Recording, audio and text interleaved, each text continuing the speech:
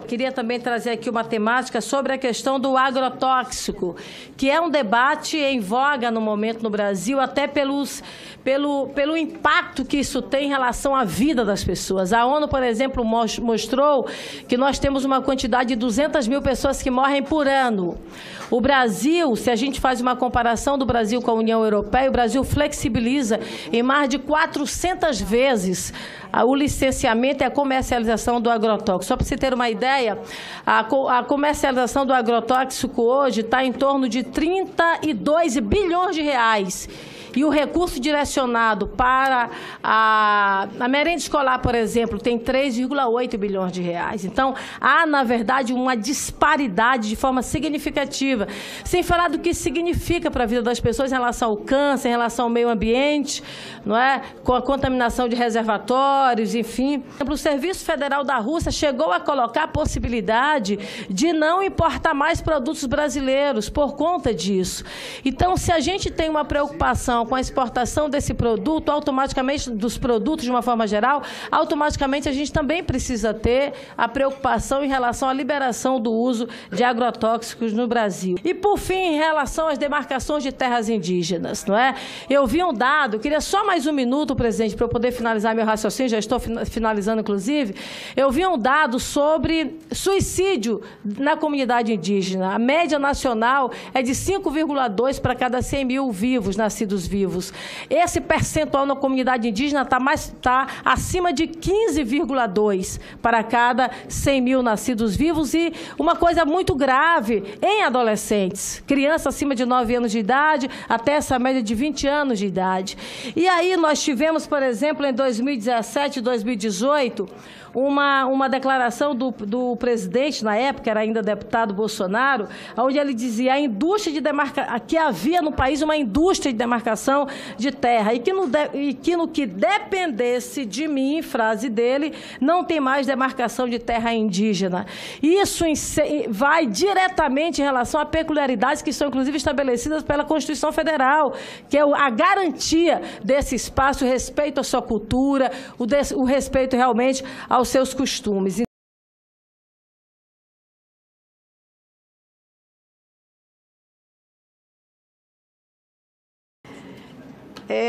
Os agrotóxicos, eu queria dizer à senhora que a liberação desses agrotóxicos, a lei não mudou. Eles estavam estagnados e agora a Anvisa resolveu trabalhar, né? 10 anos para se liberar uma molécula. E a grande maioria disso que foi liberado são moléculas que estão no mercado hoje, mas que estão na mão de 3, 4 grandes companhias. E hoje isso liberado vai para os genéricos, que outras empresas, menores empresas, podem fazer as composições e se colocar no mercado.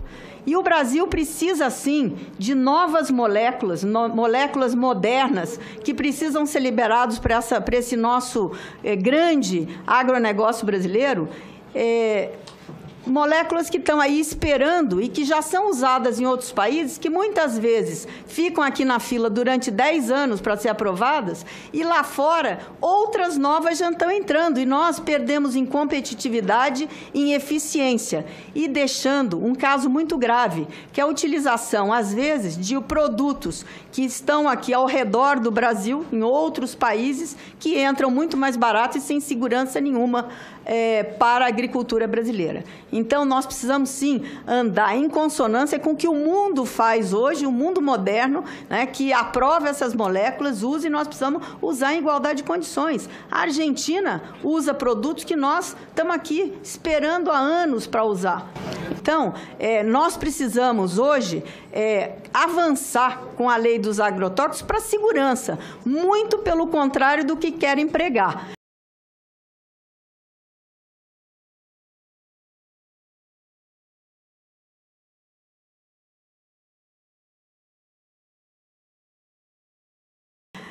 O glifosato da Rússia, que a senhora bem mencionou, isso foi um problema pontual de uma empresa russa, que é a única que exporta soja para a Rússia, e que houve um problema lá entre eles, e a Rússia usa uma dosagem menor do que o Codex Alimentários usa para o mundo. O Brasil está absolutamente dentro do que o Codex prevê, né, que nós somos signatários lá da OIE, e nós usamos exatamente o que é previsto. Aliás, todas as amostras que foram retiradas e que o Ministério da Agricultura mandou para a Rússia provaram que nós tínhamos menos do que nós poderíamos chegar nos ppms lá do glifosato.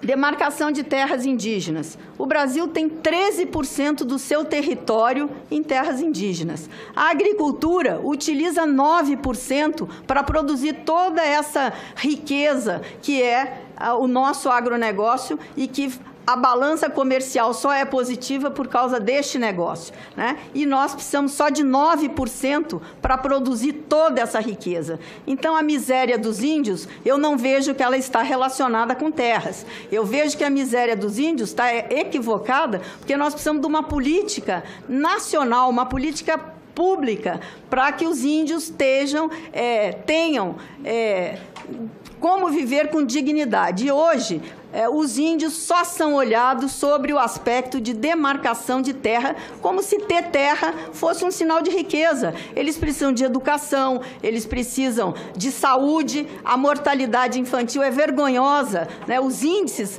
de saúde dos indígenas é vergonhoso. Eu acho que nós tínhamos que, nesse Congresso, cobrar essas políticas, né? Demarcação de terra, nós temos que fazer sim, a lei prevê. Ninguém, nem no INCRA, nem no Ministério da Agricultura, nem da Justiça, onde fosse colocado essa coordenação de demarcação de terras, pode burlar a lei. A Constituição nossa é muito clara. Para que se mude qualquer coisa de não se demarcar a terra, é claro, no passado se demarcou muitas áreas, né, mas deixamos muitos conflitos por falta de clareza e de ideologia.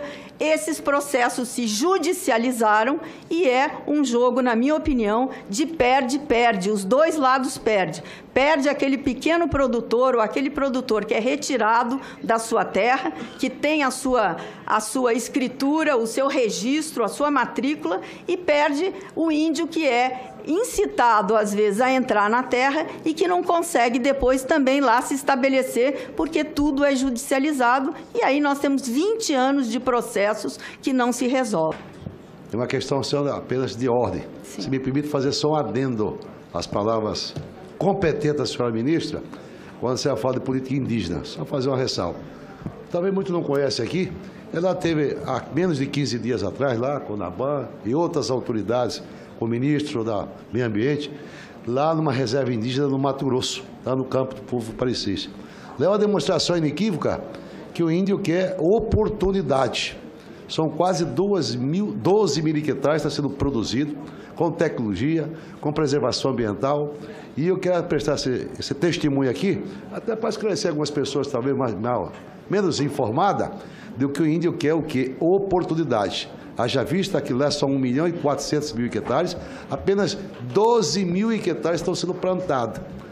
E se nós fazermos uma pesquisa aqui, democraticamente, em relação às demais reservas no Brasil, todos querem, na verdade, não querem ser mais usados por pseudos dos defensores dos índios brasileiros. Então, vamos largar de hipocrisia e demagogia nesse Brasil. Nós precisamos, na prática, ver a coisa de forma resolutiva. Pela ordem, eu queria só saber, presidente, se a gente vai ter direito à tréplica ou réplica. Não, ele disse que foi só um adendo, mas ele teve aqui 2 minutos de fala. Eu quero saber também se eu vou ter esse direito, presidente. Senador, vou pedir eu concordo até com o que você falou. Só quer dizer a Vossa Excelência que tudo isso só é possível se o índio tiver terra. E o que a gente está fazendo é a defesa da garantia da demarcação. Mas eu quero só ter o meu direito de fala depois, só isso. 2 minutos. 2 minutos só, senadora, após, tá? Vamos tentar, assim, otimizar o tempo, porque tá difícil para todo mundo e nem era uma questão de ordem. Ok. Bom, obrigado, senador Jaime, e realmente foi um prazer estar lá e me impressionou muito ver aquela comunidade.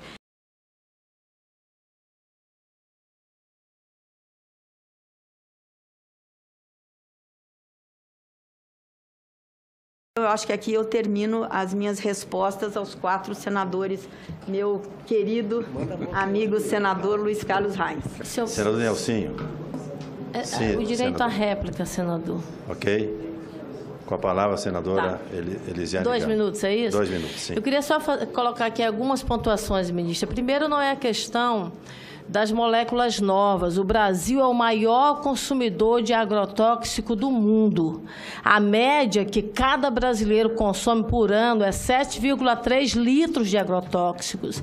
Está aqui, ministra, tem uma pesquisa que foi, inclusive, publicada claramente pelos jornais. O jornal O Globo detalha com tranquilidade o que significa na vida das pessoas. É câncer, é puberdade precoce. Então, assim, tem um impacto, sem falar dos assassinatos, da morte que isso advém a partir dessa produção. Outra coisa, o PL do veneno recebeu críticas grandes de vários movimentos, órgãos ambientais, inclusive da Anvisa. É claro isso, a senhora sabe perfeitamente disso. Acerca da questão da comunidade indígena aqui, eu concordo com o colega senador. Agora, não dá para a gente tirar, e a gente precisa resolver mesmo essa questão da miséria. Por que se dá? Porque ele sai do local dele, que ele está sendo expulso. No meu estado do Maranhão, a comunidade indígena está tendo as suas terras invadidas, porque há, na verdade, uma certa prevalência de um sentimento de que se possa invadir essa terra indígena. E aí eu queria saber da senhora, por exemplo, por isso eles vão para as ruas, por isso eles saem do seu local e perdem o seu referencial e recorrem ao suicídio e são submetidos a situação de miséria grave.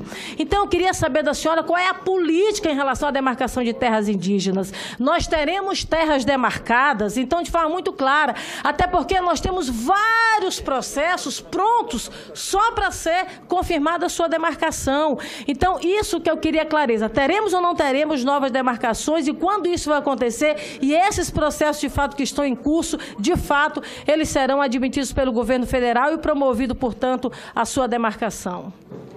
A palavra, a futura senadora, já estou chamando a ministra de senadora. Tá bom. A próxima. Senadora, eu discordo frontalmente da senhora sobre esses dados de que o brasileiro come 3,2 quilos de veneno por ano. A senhora me desculpe. Ministra, ano. Falei ano, falei dia. Ano, eu falei ano. Falei ano. Eu discordo. Eu conheço os dados. Eu quero dizer para a senhora que existe uma desinformação e uma maneira de se calcular. Entendeu? Então, se o Brasil, se nós tivéssemos 3,2 quilos ou litros de veneno por ano... São 7,3 litros. 7,3. Seja lá o que for, 3 já é muito, senadora. Isso é impossível. Tecnicamente, 3, né? Isso é impossível. Nós temos produtos que são analisados, são saudáveis, nós exportamos, olha a balança comercial do Brasil, nós exportamos... A senhora acha que os países lá fora receberiam, né, esses produtos nessa competição que existe, né, porque o Brasil cresceu muito nas suas exportações, se nós teríamos os nossos produtos aceitos lá fora? Então, senadora, com todo respeito, existe aí uma maneira, vamos dizer, de se calcular que é errônea.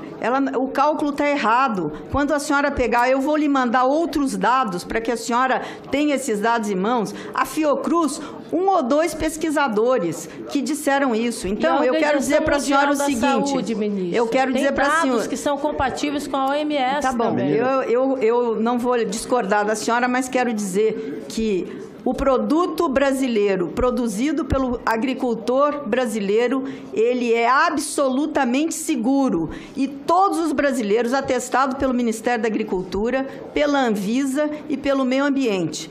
Eu quero dizer para a senhora que todos que estão nos assistindo aqui podem ter segurança de que os produtos colocados à mesa dos brasileiros são produtos absolutamente seguros. Tanto é que nós temos aumentado a quantidade os anos de vida da nossa população, né? Cada vez o brasileiro vive mais. Então, eu quero dizer para a senhora que nós temos, no Ministério da Agricultura, muita responsabilidade, né, com aquilo que se produz no país, para que o brasileiro tenha uma comida saudável e também todos aqueles que importam produtos do nosso país. E quanto aos índios, quanto à demarcação, eu quero dizer para a senhora, e outra coisa, isso não inviabiliza a produção de produtos orgânicos. Nós temos aí, inclusive é uma das pautas que nós estamos tocando, porque existe uma série de entraves para que produtos orgânicos sejam também registrados, e a gente está trabalhando para que isso cresça cada vez mais, para que isso se solidifique e nós tenhamos uma quantidade maior de produtos orgânicos sendo registrados no nosso país.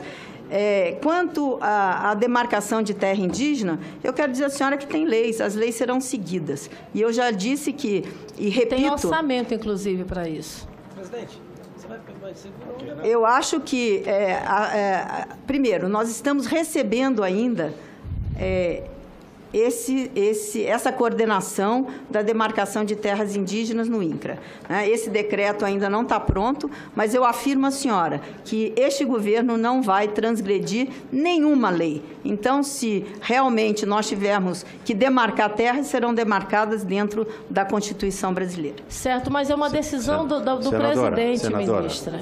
Isso vai diretamente em relação a peculiaridades que são, inclusive, estabelecidas pela Constituição Federal, que é a garantia desse espaço, o respeito à sua cultura, o respeito realmente aos seus peculiaridades que são, inclusive, estabelecidas pela Constituição Federal. Peculiaridades que são, inclusive, estabelecidas pela Constituição Federal. Mas eu afirmo à senhora que este governo não vai transgredir nenhuma lei. Então, se realmente nós tivermos que demarcar terras, serão demarcadas dentro da Constituição brasileira. Certo, mas é uma decisão do presidente, ministra.